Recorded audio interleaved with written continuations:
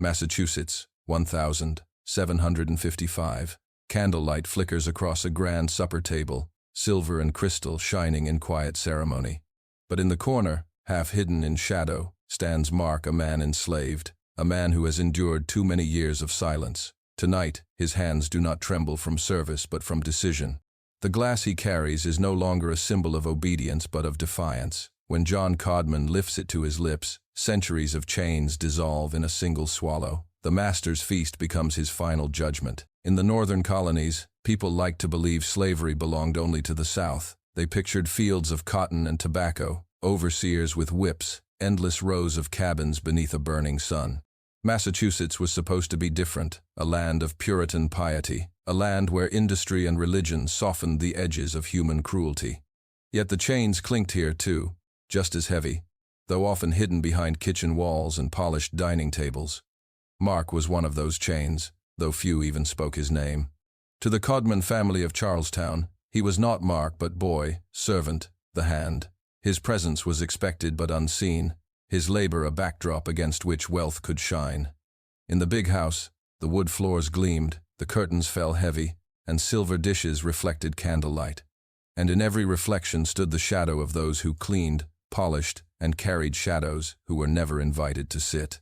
Mark's silence was his survival. He moved through the house like smoke, always present, never permitted to linger. If guests asked about him, John Codman would smile dismissively and say, "He is mine." Those 3 words erased everything else. Mark's memories, his family, his homeland gone. All that remained was ownership. And yet, even in silence, humanity flickered. Mark's eyes carried the weight of watching children grow who were not his own, of setting tables he could never eat from, of scrubbing blood from a whip that had drawn his own skin. He was the invisible man in the very kitchen he heated, the nameless figure who made the feast possible while starving on the margins. New Englanders spoke often of liberty, of freedom from tyranny across the ocean. Ministers thundered against the oppression of Parliament. Sons of merchants marched in protest of unfair taxes. But Mark, carrying bread to a table where men shouted about rights, saw the bitter contradiction more clearly than anyone. Freedom was a word that stopped at the color of skin. His life was one of waiting, waiting for the sound of the bell that summoned him, waiting for the lash when he displeased, waiting for the moment when he might no longer endure. Slavery in Massachusetts was not the wide fields of Virginia, but it was no less cruel. It was polished cruelty, dressed in sermons and linen tablecloths. The chains did not clang loudly here. They whispered, and whispers can last longer than screams. Mark's silence was not emptiness. It was a grammar he was forced to learn, a way of existing that meant lowering his eyes, bending his back, swallowing his own voice. But beneath that silence, something sharpened, something waited. Every day Mark practiced the art of vanishing. His footsteps had to be softer than the creak of wood. His voice had to dissolve before it reached the air. He became fluent in the language of silence, because silence was the only speech the world around him allowed. The Codman household mistook that quiet for obedience. When Mark bowed his head, they thought it was respect. When he said nothing, they thought it was consent. They could not hear the storm gathering beneath the still surface. They never understood that silence, repeated enough times, becomes its own kind of roar. In the evenings, when supper bells rang, the silverware clattered like iron chains. The spoon against the porcelain bowl carried the same rhythm as shackles hitting stone. Each clink was a reminder, you are not one of us. You will serve until your body gives out. To Mark, the dining table was not a place of food but of trial. He was judged not for what he did, but for what he was. He learned to speak through small gestures, the slow drag of his feet when he was weary, the tightened grip on a pitcher when anger threatened to rise, the pause before bowing that stretched a heartbeat too long. These were his words, invisible to the Codmans, but clear enough to himself. It was the vocabulary of the chained, a language born from what could not be spoken. Sometimes, at night, he lay awake on the rough floor of the quarters, listening to the house breathe above him, the laughter of masters, the shuffle of chairs, the faint notes of a violin, and beneath it all, his own pulse hammering like a drum no one else heard. That drum carried a message he barely dared to name. This cannot go on. Silence is not nothing. Silence is a weight. It builds. It presses down until bones creak, and one day, it tips over into action. Mark did not yet know the shape of that action. He did not yet imagine the moment when his hands would steady a glass filled with something other than wine, but already his silence was shifting. It was no longer just submission. It was a container holding anger, grief, and the faint spark of resolve. And so each day he bowed, each day he carried, each day he swallowed his voice. But the grammar of silence is not static. It changes its meaning when the speaker decides. What once meant obedience could suddenly mean defiance. What once meant nothing could suddenly mean everything. Mark's silence was about to speak. The Codman dining room was a theater of power. Every evening, as lamps burned low and the air filled with roasted meats, silver and glass shimmered in perfect rows. The table stretched like a stage, and at its center sat John Codman, merchant, landowner, man of standing in Massachusetts. His voice carried across the cloth, dictating business, recounting sermons, commenting on politics. The others laughed or nodded, careful to keep in step. But at the edges of that performance stood Mark. His place was never a seat but a shadow. He moved silently, replenishing glasses, straightening dishes, sweeping crumbs before they had time to settle. He was the invisible hand that kept the ritual in motion, yet never part of it. To sit would have been unthinkable. To speak, unimaginable. For Codman, meals were more than nourishment. They were declarations of hierarchy. Each bite reinforced that he could feast because others labored. Each course announced that his body was entitled to pleasure, while other bodies bent to provide it. The dining table was his courtroom, and Mark and the others, his permanent defendants. The verdict was always the same: guilty of servitude, sentenced to silence. Guests often remarked on the household's order. Such well-kept servants, they would say, sipping wine poured by hands they never acknowledged. Codman smiled at such comments, convinced that discipline and providence explained the obedience he saw. He never recognized that obedience was not given but forced, not natural but demanded. He mistook endurance for loyalty, survival for devotion. For Mark, the rituals grew unbearable. The scrape of a knife across porcelain echoed like judgment. The laughter of guests vibrated like chains. The clink of a crystal glass might as well have been the sound of iron bars closing. Night after night, he stood with tray in hand, his body upright but his spirit pressed low. He wondered sometimes if Codman saw him at all. Did the master notice the lines on his face, the wear on his hands, or was Mark simply another utensil useful, then set aside? The table answered for him. Every seat filled except his, every dish served except to him. It was not forgetfulness, it was the design. And yet, within this stage of domination, the seeds of rebellion were being sown. Because rituals, when repeated long enough, can lose their power. They begin to crack. Behind the smiles and polished manners, behind the rituals of blessing and prayer, Mark began to sense another truth. This table, like all things, could one day be overturned. In the Codman household, there was another shadow, another life pressed into silence. Phyllis. Like Mark, she was enslaved, moving from chamber to chamber with tasks that blurred one into the next. Washing, mending, tending, always bending, always unseen. To the Codmans she was another possession, another voice erased before it could speak. But in the small moments, when the house exhaled, when masters slept and candles dwindled, Mark and Phyllis found each other's eyes. In those glances, a language different from silence began to emerge. They did not need full sentences. A sigh carried meaning. A look carried history. They both knew what it was to have memory stolen, family torn away, dignity trampled under routine. One evening, in the faint glow of the kitchen hearth, Phyllis let her words slip like embers. How long? It was not a question demanding an answer. It was a question that named their shared ache. How long could they endure? How long until something broke? Mark said little in reply, but silence is never empty between those who understand. He let the quiet stretch, and in that quiet lay acknowledgement. His eyes answered, "Not forever." These whispers did not sound like rebellion. They were too soft, too fractured. They sounded like exhaustion, like grief, like a weary pulse refusing to stop. Yet from such whispers, the shape of resistance often begins, not with fire and sword, but with breath held too long, with sorrow repeated until it hardens into resolve. Phyllis had her own scars, her own tally of humiliations endured in service to a family that claimed ownership over her very breath.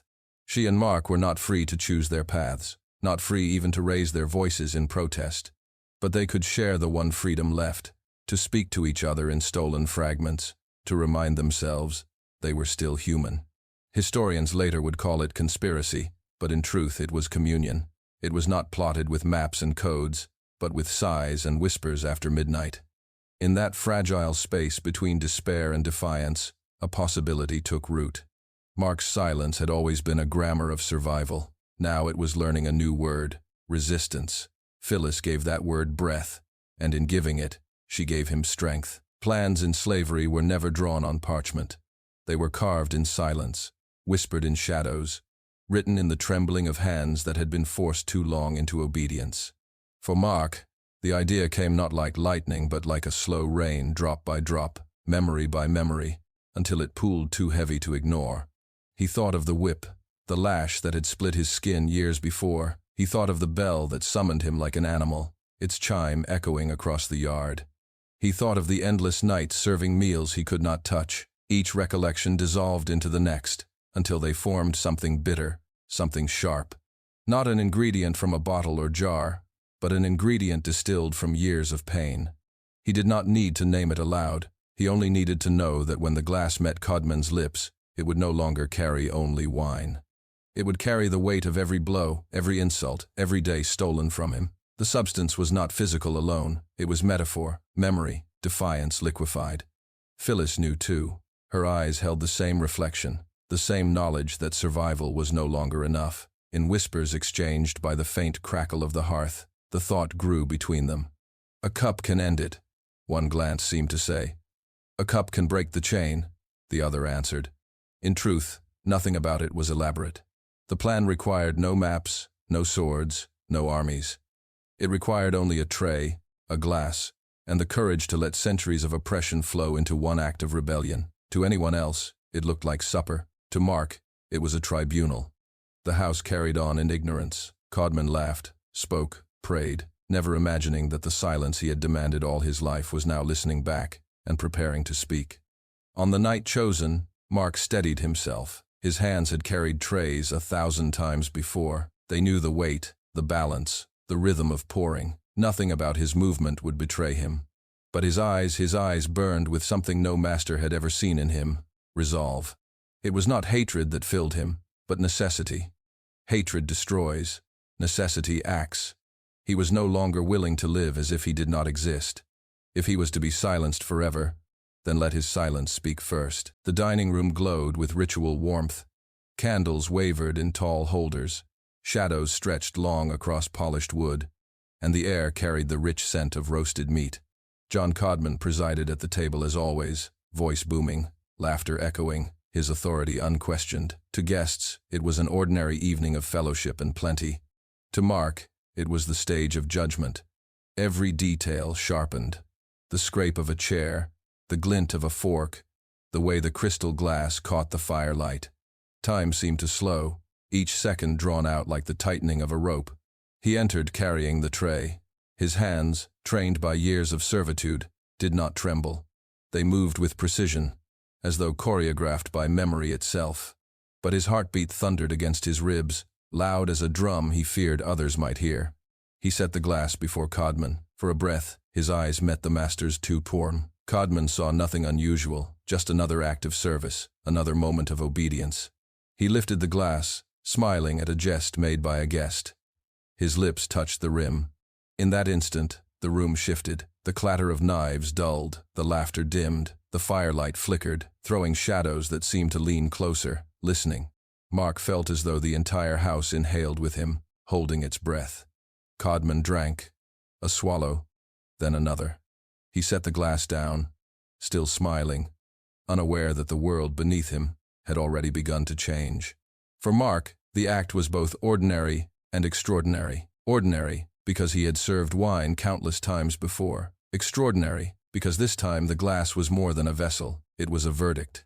A lifetime of silence condensed into a single gesture, a single moment where the enslaved man spoke without words. No one noticed immediately. Conversation carried on, plates scraped, laughter rippled. But Mark felt the air turn heavy, as though the house itself understood what the people could not yet see.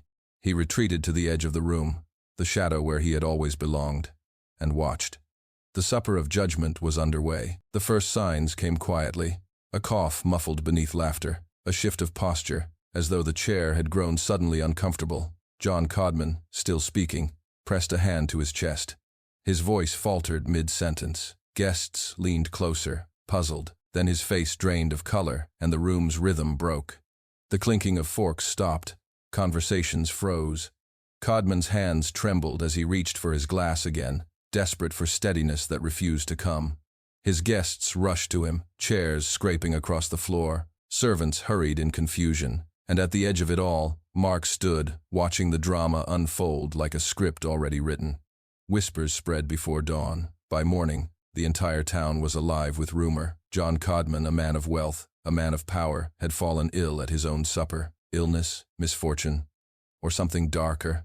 People remembered the strangeness of the night, the sudden collapse, the pallor that spread too quickly.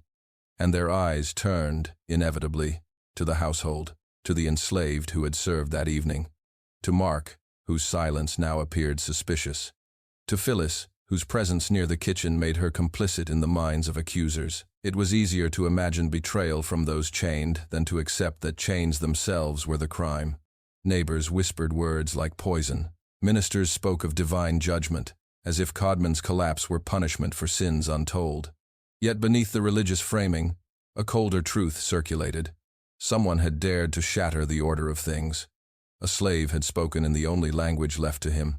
Mark felt the weight of eyes upon him, heavier than shackles. His silence, once overlooked, was now interpreted as menace. What had once allowed him to survive now marked him as guilty. The quiet one, they muttered, the one who never speaks. And so silence became evidence. Absence of voice became presence of crime. Phyllis, too, was caught in the net. Her whispers with Mark, her proximity, her very existence as a black woman enslaved in that house, made her an easy target. Together, they became the story others wanted to tell. The dangerous slaves, the conspirators, the warning. For the Codman family, grief mixed with fury. They demanded justice, though justice in colonial Massachusetts never meant fairness. It meant order restored, hierarchy reinforced, the example made brutal enough to keep others silent. The aftermath of that supper was not only Codman's death, but also the machinery of punishment set into motion. And Mark understood. He had spoken, and now the world would answer. Trials in colonial Massachusetts were not designed for truth. They were theaters, stages where verdicts were decided long before evidence was spoken. For an enslaved man like Mark, accused of killing his master, there was never a path to innocence.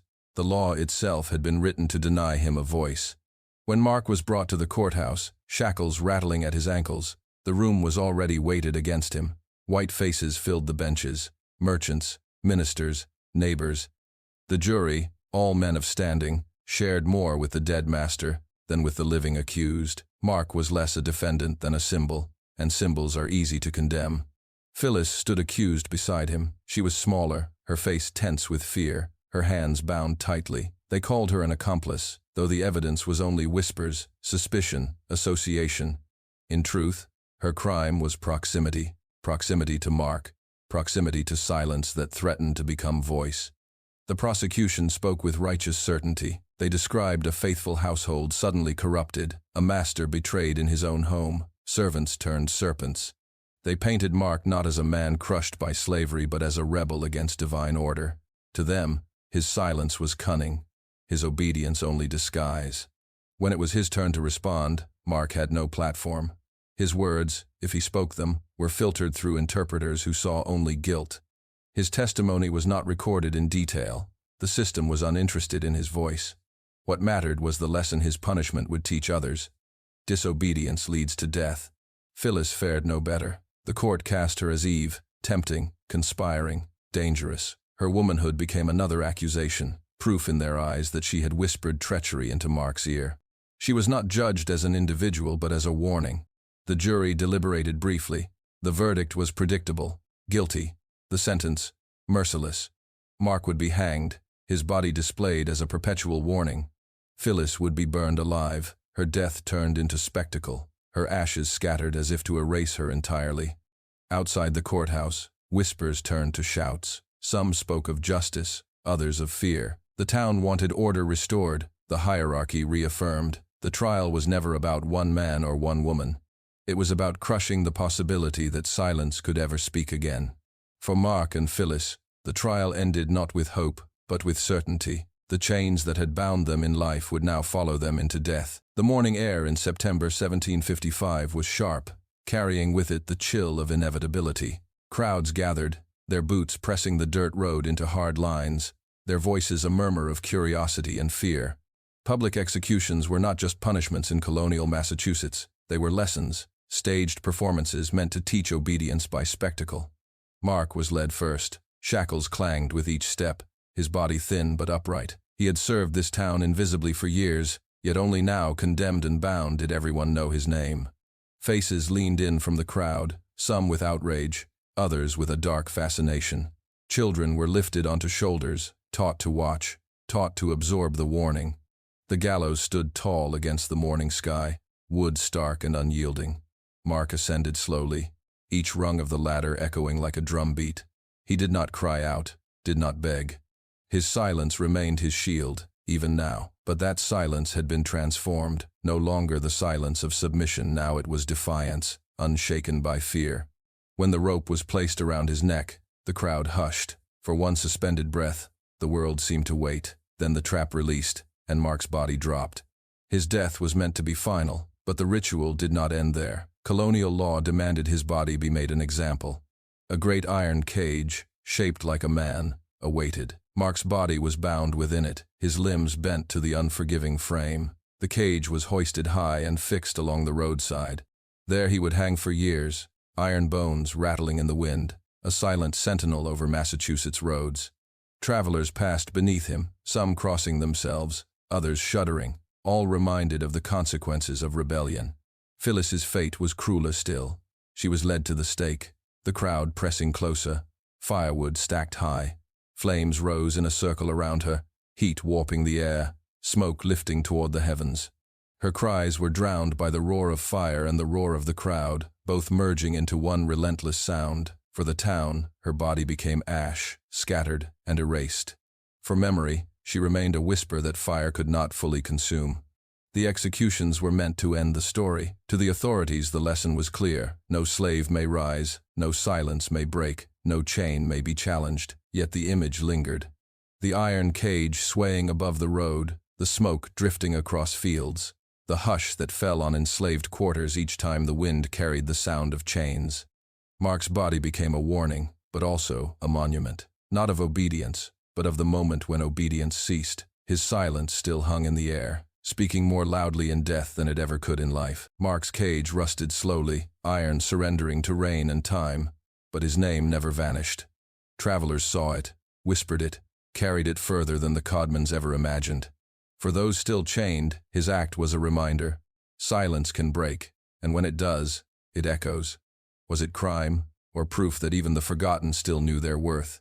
His story survives because we choose to say his name aloud.